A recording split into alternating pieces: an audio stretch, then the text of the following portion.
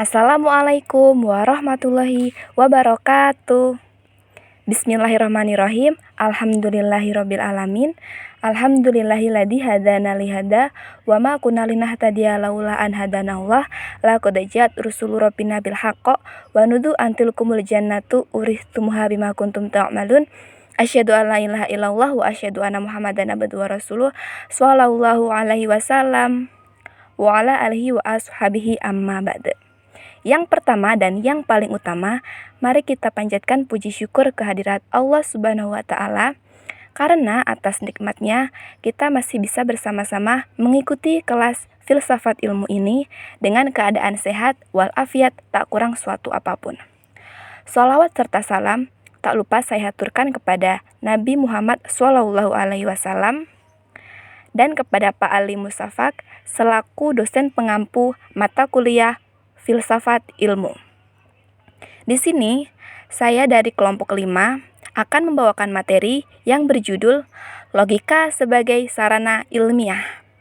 Dengan anggota kelompok yang pertama, Tera Sela Isfiani dengan NIM 206111051. Kemudian saya sendiri, Dewi Sinta dengan NIM 206111052. Dan Widya Purwaningsih dengan NIM 206111053. Untuk materi yang pertama, yaitu beberapa pandangan tentang logika. Logika sebagai sarana ilmiah akan disampaikan oleh Mbak Widya. Untuk Mbak Widya, waktu dan tempat saya persilakan. Baik, saya akan menjelaskan tentang logika sebagai sarana berpikir ilmiah dan beberapa pandangannya. Logika berasal dari bahasa Latin dari kata logos yang berarti perkataan atau sabda. Sedangkan logika dari Yunani kuno, logos yang berarti hasil pertimbangan akal pikiran yang diutarakan lewat kata dan dinyatakan dalam bahasa. Sebagai ilmu, logika disebut dengan logike episteme, dalam bahasa Latin logika scientia atau ilmu logika, ilmu pengetahuan yang mempelajari kecakapan untuk berpikir secara lurus, tepat, dan teratur. Ilmu di sini mengacu pada kesanggupan akal budi untuk mewujudkan pengetahuan ke dalam tindakan. Kata logis bisa juga diartikan dengan masuk akal. Buah dari berpikir yaitu pengetahuan. Berpikir yaitu suatu proses. Proses berpikir ini bisa disebut sebagai bernalar. Menurut Bakhtiar, logika adalah sarana untuk berpikir sistematis, valid, dan dapat dipertanggungjawabkan. Karena itu, berpikir logis adalah berpikir sesuai dengan aturan-aturan berpikir, seperti setengah tidak boleh lebih besar daripada satu. Logika merupakan kumpulan kaidah-kaidah yang memberi jalan atau sistem berpikir tertib dan teratur sehingga kebenarannya dapat diterima oleh orang lain. Logika akan memberi suatu ukuran, yakni suatu anggapan tentang benar dan salah terhadap suatu kebenaran. Ukuran kebenarannya adalah logis. Logika adalah bidang pengetahuan yang mempelajari tentang asas, aturan, dan prosedur penalaran yang tepat. Dengan istilah lain, logika sebagai jalan atau cara untuk memperoleh pengetahuan yang benar, menurut Susanto. Sebagai sarana berpikir ilmiah, logika mengarahkan manusia untuk berpikir dengan benar sesuai dengan kaidah-kaidah berpikir yang benar. Dengan logika, manusia dapat berpikir dengan sistematis dan dapat dipertanggungjawabkan kebenarannya. Jika ingin melakukan kegiatan berpikir dengan benar, maka harus menggunakan kaidah-kaidah berpikir yang logis. Dengan logika dapat dibedakan antara proses berpikir yang benar dan proses berpikir yang salah. Menurut Susanto, ada 3 aspek penting dalam memahami logika, agar mempunyai pengertian tentang penalaran yang merupakan suatu bentuk pemikiran, yaitu pengertian, proposisi, dan penalaran. Pengertian merupakan tanggapan atau gambaran yang dibentuk oleh akal budi tentang kenyataan yang dipahami, atau merupakan hasil pengetahuan manusia mengenai realitas. Proposisi atau pernyataan adalah rangkaian dari pengertian-pengertian yang dibentuk oleh akal budi atau merupakan pernyataan mengenai hubungan yang terdapat di antara dua buah term. Penalaran adalah suatu proses berpikir yang menghasilkan pengetahuan. Keberadaan tiga aspek tersebut sangat penting dalam memahami logika, dimulai dari membentuk gambaran tentang objek yang dipahami, kemudian merangkainya menjadi sebuah hubungan antar objek, dan terakhir melakukan proses berpikir yang benar untuk menghasilkan pengetahuan. Tiga aspek dalam logika tersebut harus dipahami secara bersama-sama bagi siapapun yang hendak memahami dan melakukan kegiatan ilmiah. Tanpa melalui kegiatan proses aspek logika tersebut, manusia akan sulit memperoleh dan menghasilkan kegiatan ilmiah yang benar. Logika sebagai sarana berpikir ilmiah adalah suatu anugerah yang dimiliki oleh setiap manusia dalam menjalankan fungsinya baik sebagai makhluk individu, yaitu untuk memikirkan hal-hal yang menyangkut pribadinya, makhluk sosial, yang untuk memikirkan hal-hal yang berkaitan dengan lingkungan sekitarnya, makhluk roh, yaitu yang untuk memikirkan hal-hal yang berhubungan kehidupan spiritualnya. Kemampuan dalam mengambil keputusan bergantung kepada seberapa besar logika tersebut digunakan secara sadar dan terkontrol. Di sini saya akan melanjutkan materi, yaitu pengertian, preposisi, dan penalaran. Yang pertama yaitu pengertian. Pengertian merupakan tanggapan atau gambaran yang dibentuk oleh akal budi tentang kenyataan yang dipahami atau merupakan hasil pengetahuan manusia mengenai realitas. Kemudian selanjutnya yaitu preposisi. Preposisi atau pernyataan adalah rangkaian atau pengertian-pengertian yang dibentuk oleh akal budi atau merupakan pernyataan mengenai hubungan yang terdapat di antara dua buah tim.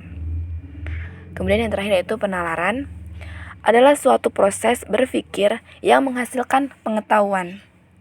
Keberadaan ketiga aspek tersebut sangat penting dalam memahami logika. Selanjutnya yaitu hubungan filsafat dengan logika. Filsafat ilmu merupakan cabang dari ilmu filsafat yang mengkaji dasar dan hakikat ilmu untuk mencapai kebenaran dan kenyataan yang tidak akan habis difikirkan dan tidak selesai diterangkan. Filsafat ilmu mempertanyakan dan menilai metode-metode pemikiran ilmiah, serta mencoba menerapkan nilai dan pentingnya usaha ilmiah sebagai suatu keseluruhan. Logika adalah ilmu yang merumuskan tentang hukum-hukum, asas-asas, aturan-aturan, atau kaidah-kaidah tentang berpikir yang harus ditaati supaya kita dapat berpikir tepat dan mencapai kebenaran. Hubungan antara filsafat dan logika, yaitu logika sebagai dasar filsafat dan sebagai sarana ilmu yang merupakan jembatan penghubung antara filsafat dan ilmu. Logika juga merupakan sebuah ilmu yang sama-sama dipelajari dalam matematika dan filsafat. Logika digunakan untuk melakukan pembuktian. Logika mengatakan yang bentuk inferensi, yang berlaku, dan yang tidak. Secara tradisional, logika dipelajari sebagai cabang filosofi, tetapi juga bisa dianggap sebagai cabang matematika. Logika sebagai cabang filsafat adalah cabang filsafat tentang berpikir. Logika membicarakan tentang aturan-aturan berpikir agar dengan aturan-aturan tersebut dapat mengambil kesimpulan yang benar. Dengan mengetahui cara atau aturan-aturan tersebut dapat menghindarkan diri dari kesalahan dalam mengambil keputusan. Adapun menurut Louis O. Katzoff, logika membicarakan teknik-teknik untuk memperoleh kesimpulan dari suatu perangkat bahan tertentu. Dan kadang-kadang logika didefinisikan sebagai ilmu pengetahuan tentang penarikan kesimpulan. Jika dilihat dari metodenya, logika dapat dibedakan menjadi dua, yaitu logika tradisional dan logika modern. Logika tradisional adalah logika Aristoteles. Para logikus sesudah Aristoteles tidak membuat perubahan atau menciptakan sistem baru dalam logika, kecuali hanya membuat komentar yang menjadikan logika Aristoteles lebih elegan, dengan sekedar mengadakan perbaikan-perbaikan dan membuang hal-hal yang tidak penting dari logika Aristoteles. Adapun logika modern, yaitu tumbuh dan dimulai pada abad ke-8. Mulai abad ini, ditemukan sistem baru, metode baru yang berlain dengan sistem logika Aristoteles. Oke, mungkin cukup sekian penjelasan materi dari saya. Untuk selanjutnya, tentang logika deduktif dan logika induktif akan dijelaskan oleh Mbak Tera Sela Isfiani. Untuk Mbak Tera, waktu dan tempat saya persilahkan. Logika deduktif dan logika induktif.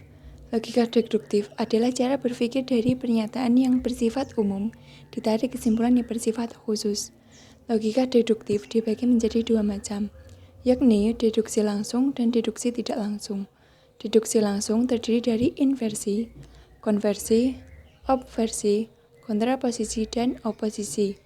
Contoh, konversi dilakukan dengan cara mempertukarkan term predikat menjadi term subjek dan sebaliknya, seperti sebagian filsuf adalah manusia, menjadi sebagian manusia adalah filsuf. Deduksi tidak langsung atau silogisme. Silogisme terdiri dari 3 proposisi. Proposisi pertama dinamakan premis mayor, proposisi kedua dinamakan premis minor, dan proposisi ketiga adalah konklusi. Ketetapan penarikan kesimpulan tergantung pada pertama, kebenaran premis mayor, yang kedua, kebenaran premis minor, dan ketiga, keabsahan pengambilan kesimpulan. Contoh, premis mayor, semua mahasiswa pedalang adalah dalang. Premis minor, catur adalah mahasiswa pedalang. Konklusi, catur adalah dalang. Logika induktif. Logika induktif membicarakan tentang penarikan kesimpulan, bukan dari pernyataan-pernyataan yang umum, melainkan dari pernyataan-pernyataan yang khusus. Cara penarikan kesimpulan dalam penalaran induktif didasarkan pada kasus yang bersifat individual nyata menjadi kesimpulan yang bersifat umum, didasarkan pada sesuatu yang bersifat empiris. Tujuannya adalah meraih kebenaran ilmiah yang konkret, praktis, dan bermanfaat bagi manusia. Secara metodologis, penarikan suatu kesimpulan tidak hanya dengan melakukan penelitian dan observasi, namun juga dengan eksperimentasi yang sistematis. Contoh, Halin dapat memainkan wayang, Aman dapat memainkan wayang, Dono dapat memainkan wayang. Kesimpulannya bahwa semua mahasiswa pedalang dapat memainkan wayang. Kesimpulannya adalah logika adalah ilmu yang merumuskan tentang hukum-hukum, asas-asas, aturan-aturan, atau kaidah-kaidah tentang berpikir yang harus ditaati supaya kita dapat berpikir tepat dan mencapai kebenaran. Dari sini dapat diketahui bahwa tugas logika adalah memberikan penerangan bagaimana orang seharusnya berpikir, dan objek formal logika adalah mencari jawaban tentang bagaimana manusia dapat berpikir dengan semestinya. Logika terbagi menjadi logika deduktif dan logika induktif. Seperti yang telah dijelaskan tadi bahwa logika deduktif merupakan penarikan kesimpulan dari pernyataan-pernyataan umum mengenai sesuatu. Sedangkan logika induktif adalah penarikan kesimpulan bukan dari pernyataan-pernyataan yang umum, melainkan dari pernyataan-pernyataan yang khusus. Logika memiliki peran yang sangat penting dalam pengembangan pengetahuan serta pengkajian-pengkajian pengetahuan tertentu. Sebagai sebuah ilmu pengetahuan, ia menjadi dasar yang menentukan pemikiran agar lurus, tepat, dan sehat. Sebab fungsi logika menyelidiki, merumuskan, serta menerapkan hukum-hukum yang ditepati. Mungkin itu semuanya yang bisa kita sampaikan. Dari awal hingga akhir, jika ada kata-kata yang kurang berkenan, mohon dimaafkan, karena sejatinya kesempurnaan itu hanyalah milik Allah dan kekurangan itu milik kita semua. Terima kasih. Wassalamualaikum warahmatullahi wabarakatuh.